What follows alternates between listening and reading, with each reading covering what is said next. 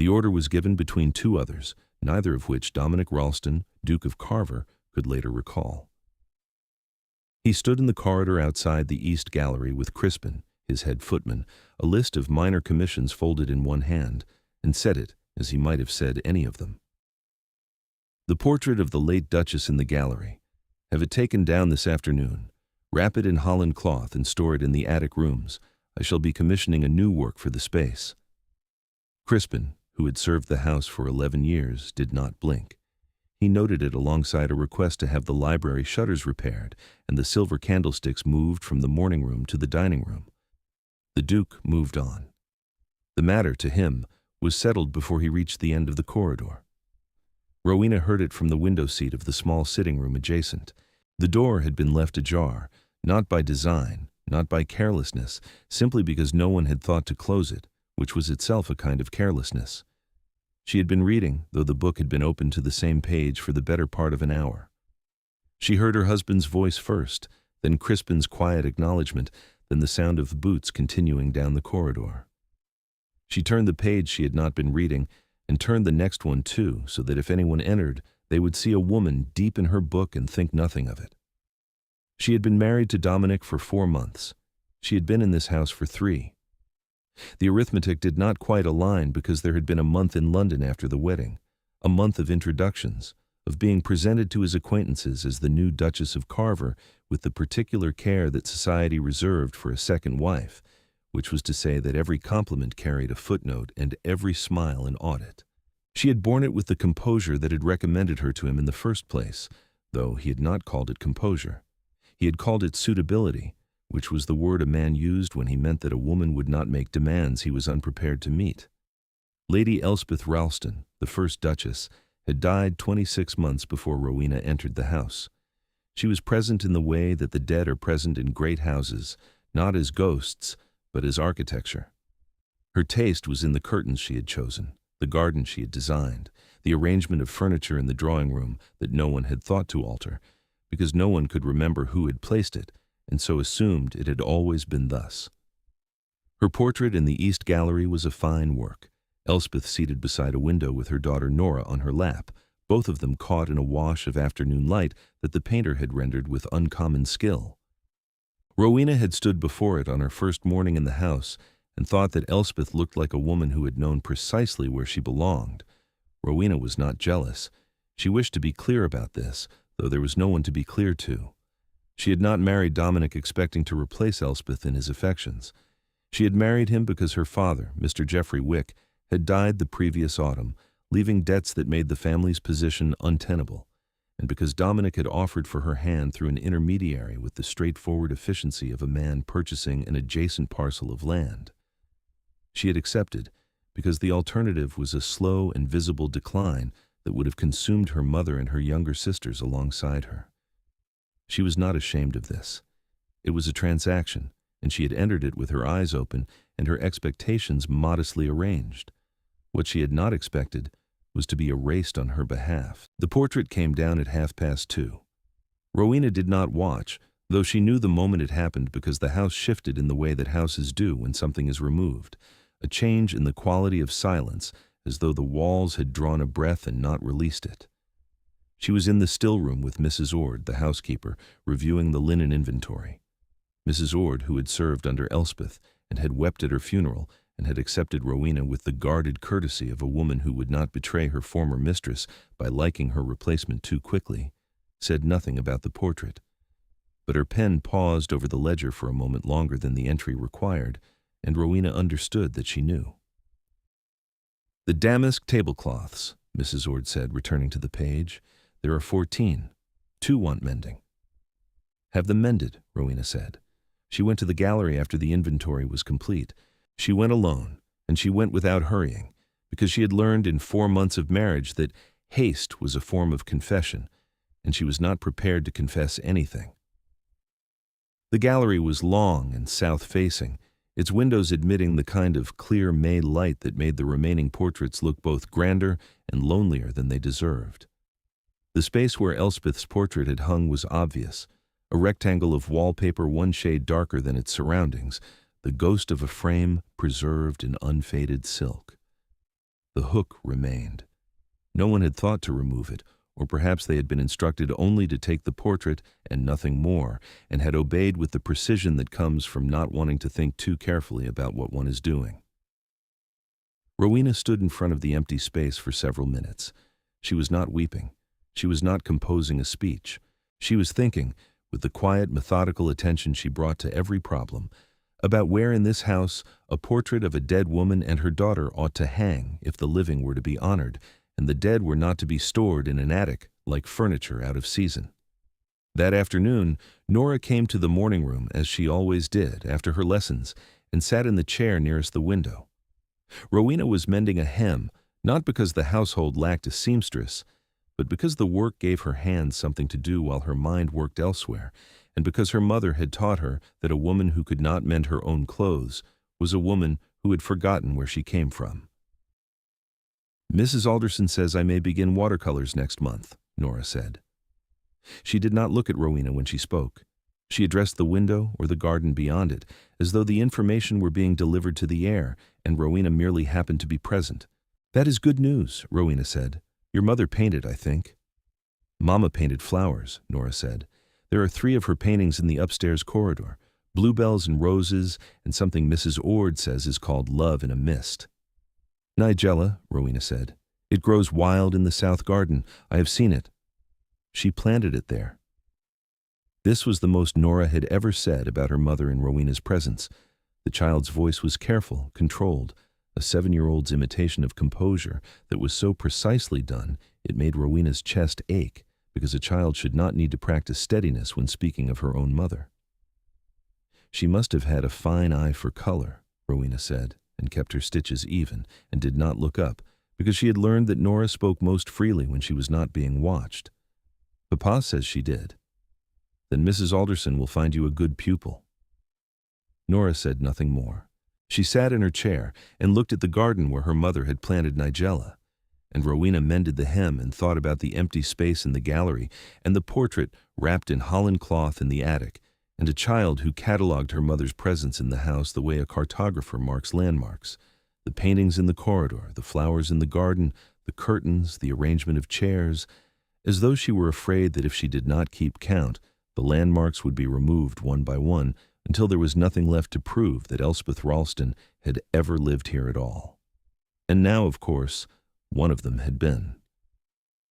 She thought of it through dinner, which she took with Dominic in the dining room as they did every evening. He spoke of his correspondence, a matter concerning his attendance at the House of Lords for the next session, a disagreement with a neighboring landowner about drainage rights, a letter from his solicitor regarding an investment in canal shares.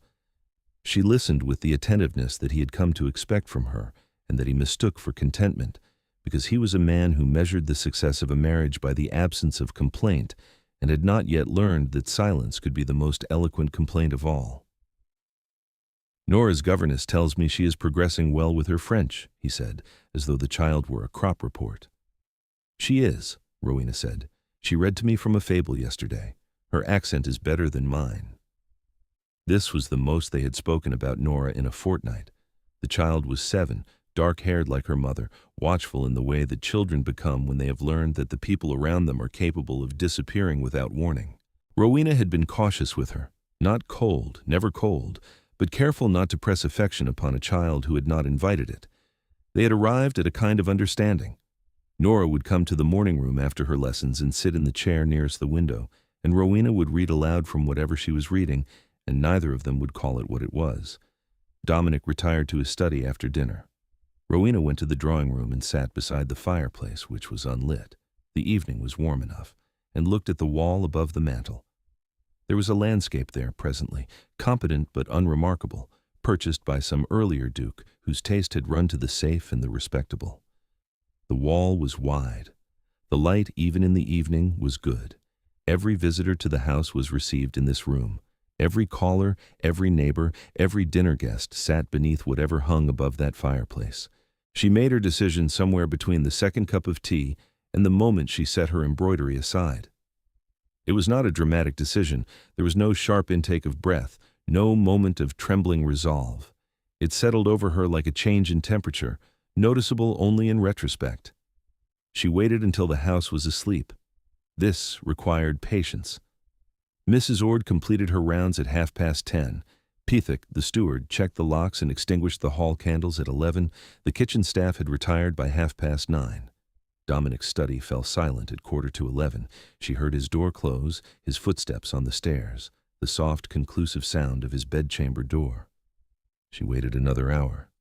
At midnight she took a single candle and went to the attic rooms.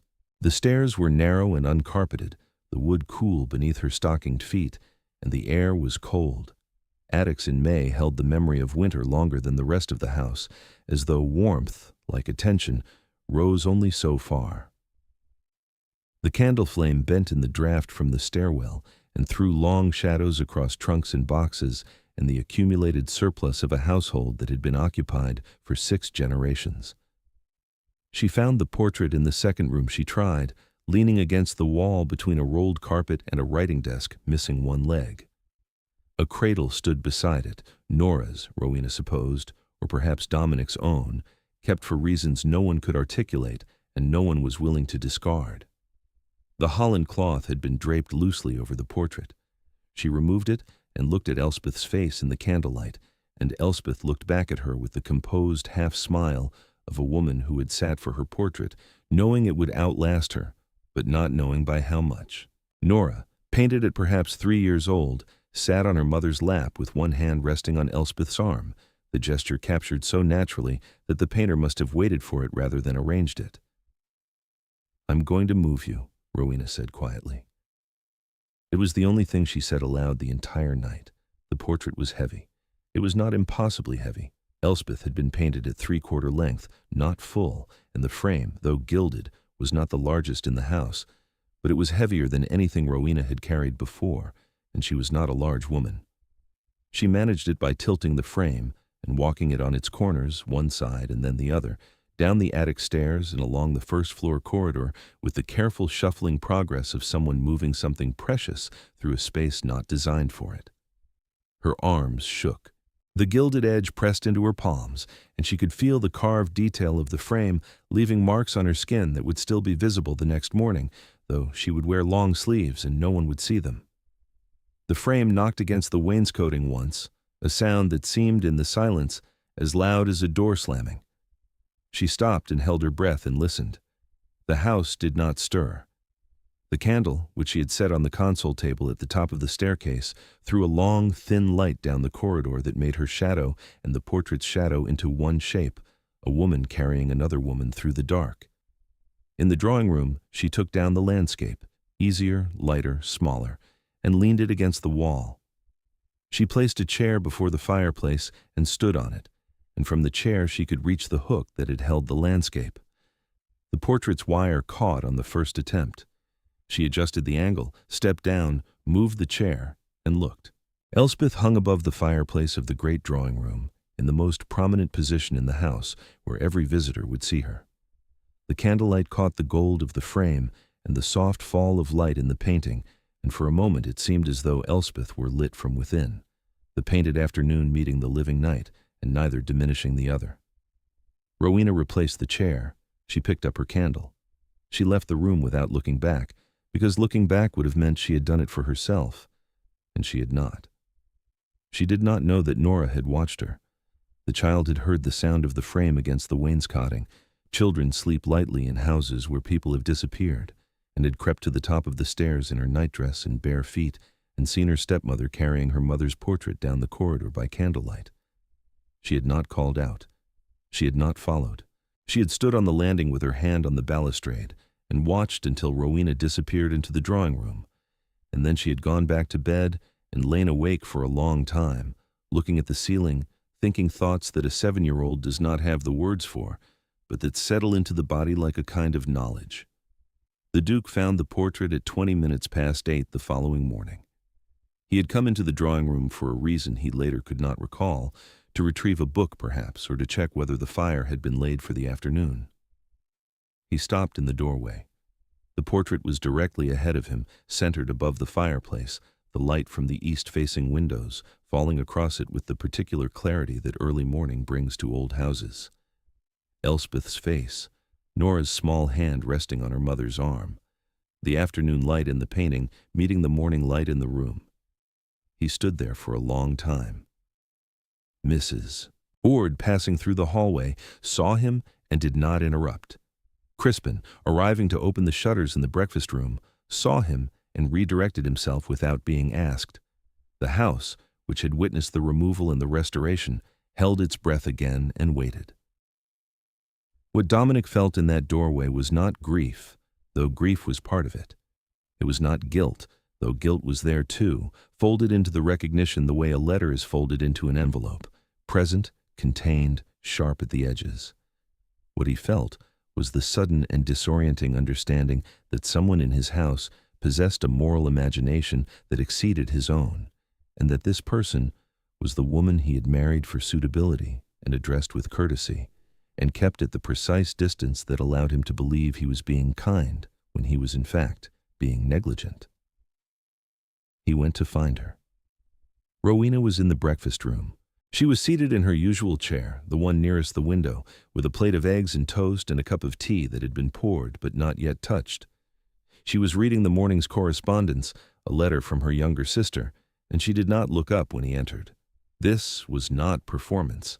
She had trained herself over 4 months to expect nothing particular from his entrances, and therefore to react to none of them, and this discipline held even now, when she could feel the quality of his silence from across the room and knew it was different from any silence he had brought before. He sat down across from her. He did not reach for the teapot. He did not ring for Pethick. He sat with his hands on the table, one on either side of his unused plate, and he looked at his wife with the bewildered attention of a man seeing clearly for the first time and finding the view entirely different from what he had assumed. "The portrait," he said. "Yes," she said, and turned a page of her sister's letter. "You moved it." "I did. In the night." She looked up then. Not sharply. There was nothing sharp about Rowena, nothing that cut or demanded or accused. She looked up with the same steady composure she had brought to their wedding, to their introductions, to every evening spent in polite and careful conversation across the dining table. "She ought not to have been in the attic," Rowena said. "She was the Duchess of Carver. She is the mother of your daughter. A woman does not become furniture because she has died." He opened his mouth and closed it. He was, Rowena reflected, a man who had spent 34 years being articulate and who had been rendered, for perhaps the first time in his life, without language. "I did not mean," he began. "I know," she said. And she did know.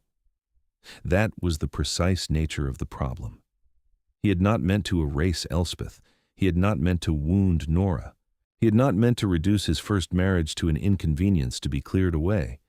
He had simply not thought, and thoughtlessness in a man of his position was not a minor failing.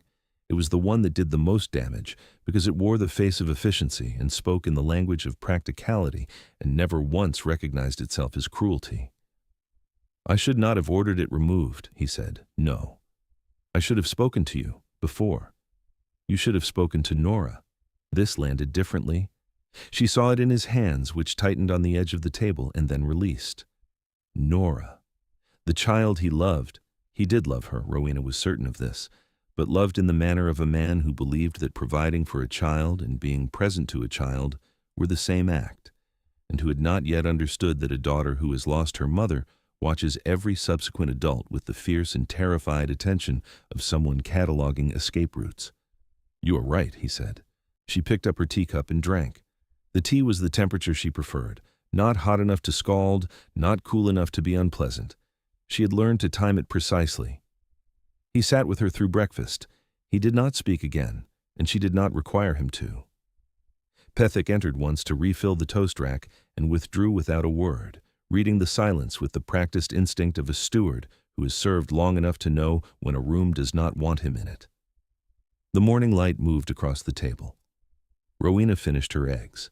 She opened a second letter, this one from her mother, who wrote every week with news of her sisters and the small economies of a household that was gradually, thanks to Rowena's marriage, recovering its footing. She read it with the same measured attention she gave to everything, and if the hand that held the letter trembled once, she steadied it before Dominic could see. And he did not see, because he was looking at his own hands on the table and seeing in them the hands of a man who had carried nothing heavier than correspondence, while his wife had carried a portrait down 2 flights of stairs in the dark. The silence between them was different from every silence that had preceded it. It was not comfortable, comfort was still months away, but it was honest, and honesty, Rowena had found, was the only foundation worth building on. The portrait remained above the fireplace. Dominic did not mention having it moved again, and no one in the household suggested it. Within a fortnight, it had become so natural a part of the drawing room that visitors assumed it had always hung there, which was perhaps the highest compliment a portrait could receive, to look as though it belonged. The first visitor to remark upon it was Lady Chesham, who called on a Tuesday afternoon with her daughter and stayed for tea. She admired the portrait with the practiced appreciation of a woman who understood art well enough to be impressed and not so well as to be critical, and said, "How right it looks there.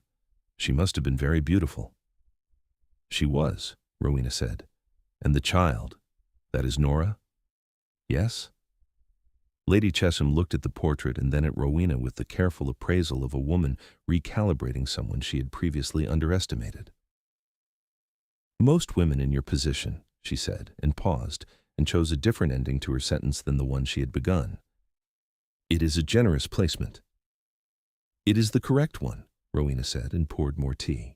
What Lady Chesham said after she left the house, to her daughter, to her husband, to the 3 women she dined with that Friday, Rowena never learned precisely, though she noticed in the weeks that followed that invitations arrived more frequently, and that the quality of the regard she received when she entered a room had altered. Society, which is slow to admire but slower still to forget, had taken note. Mrs. Ord spoke of it only once. She found Rowena in the still room one morning, a week after the portrait had been moved, and stood in the doorway with her hands folded in front of her in the posture she adopted when something needed to be said that did not belong in a ledger. "Your Grace," she said, "the drawing-room fire is drawing well with the new arrangement. I wanted you to know." The fire had nothing to do with the portrait's position, and both of them knew it. Rowena looked at Mrs. Ord, at the careful, guarded, decent woman who had served Elspeth and mourned her, and who had spent 4 months deciding whether Rowena deserved anything more than correct service, and saw that the guard had come down. "Thank you, Mrs. Ord," she said. "Will there be anything else, Your Grace?" "No, that is all." Mrs. Ord nodded and withdrew. From that morning forward she called Rowena Your Grace, with the warmth that had previously been reserved for Lady Elspeth, and if the household noticed the shift, and they did because servants notice everything, no one remarked upon it, because the reason was hanging above the fireplace in the drawing-room and required no explanation. What changed between Dominic and Rowena did not change quickly. He was not a man given to transformation, and she was not a woman who trusted gestures over sustained attention.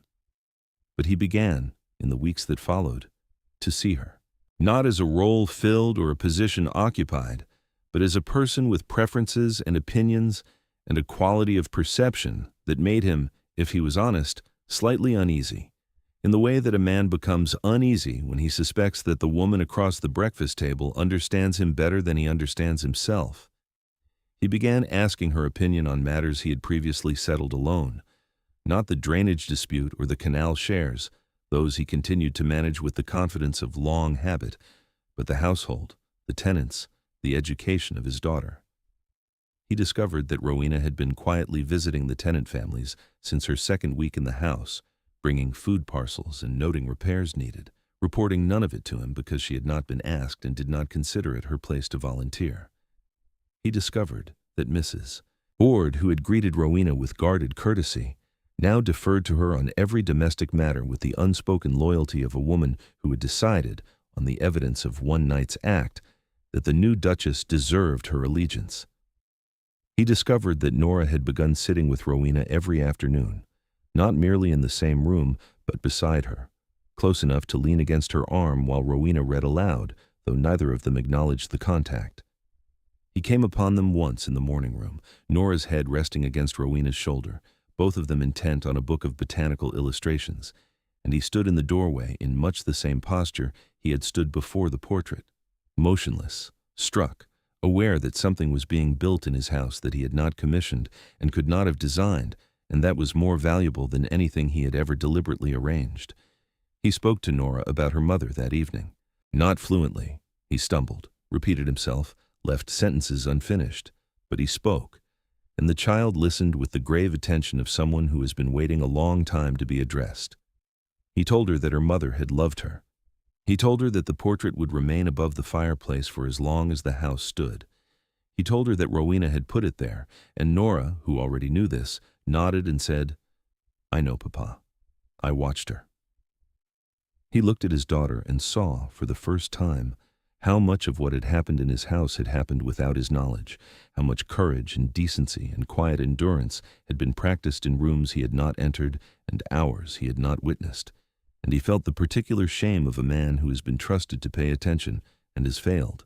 The portrait was cleaned and reframed the following spring at Dominic's instruction.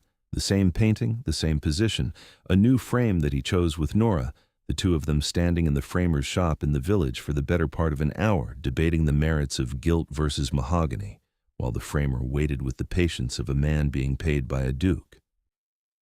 That same spring, Dominic spoke before the House of Lords for the first time on a matter of consequence, a bill concerning the provision of parish relief, and when he returned to the estate, he told Rowena about it over dinner with the halting thoroughness of a man who has discovered that he wants to be known by someone and is not entirely sure how to begin. Their son was born the following winter. They named him Geoffrey, after Rowena's father. Dominic held him in the drawing room, beneath Elspeth's portrait, and did not find this strange, because by then the portrait had become what Rowena had always intended it to be, not a monument to loss, but a record of continuity, a woman watching over the family that had grown from the one she had begun. Nora told the story when she was 17, at a dinner with her father and stepmother and two younger siblings, Geoffrey and a sister named Elspeth, because Rowena had suggested the name, and Dominic had agreed without hesitation, understanding by then that to name a living child after a dead mother was not an act of grief, but of gratitude. "I watched her carry the portrait down the stairs," Nora said. "I was 7. I stood on the landing and I saw her. She was in her nightdress and she was carrying Mama's portrait by candlelight, and she did not know I was there." Rowena set down her fork. She had not known. In 9 years, she had never known. "I decided that night," Nora said, looking at Rowena with the steady dark eyes of a woman who had once been a watchful child and who had grown into someone who knew exactly what she owed and to whom, "that when I was grown, I would be like her." Dominic reached across the table and took Rowena's hand. It was not a grand gesture. It was the gesture of a man who had learned, slowly and imperfectly, and with more patience from his wife than he deserved, that the most important things in a house are not the ones you commission, but the ones that someone places there in the night, without announcement, because they are right. The portrait hung above the fireplace for the rest of their lives. Visitors admired it. Children grew up beneath it. The frame was replaced once more, mahogany in the end, Nora's preference, and the painting itself was cleaned every 7 years by a man who came from London and who remarked each time that the quality of the light in the work was exceptional. Mrs. Ord retired to a cottage on the estate when her knees would no longer manage the stairs, and Rowena visited her every Thursday without fail. Crispin, who had carried the portrait to the attic on a Tuesday afternoon and found it above the fireplace on a Wednesday morning and who had never spoken of it to anyone, served the household until his own retirement and kept the secret with the uncomplicated loyalty of a man who knew which Duchess had earned his respect and precisely when she had earned it. Pethick kept the accounts. The estate prospered, the drainage dispute was settled, the canal shares paid handsomely, and in the great drawing room of Carver Park, above the fireplace where every visitor could see her, Elspeth Rallston sat in her painted afternoon light with her daughter on her lap, watching over a family she had never known, placed there by a woman who had understood, before anyone else in the house, before the Duke, before the staff, before even the child who had stood on the landing, that you do not build a marriage by erasing what came before. You build it by making room. They arrive here, like a portrait hung in the right place at last whenever they are ready.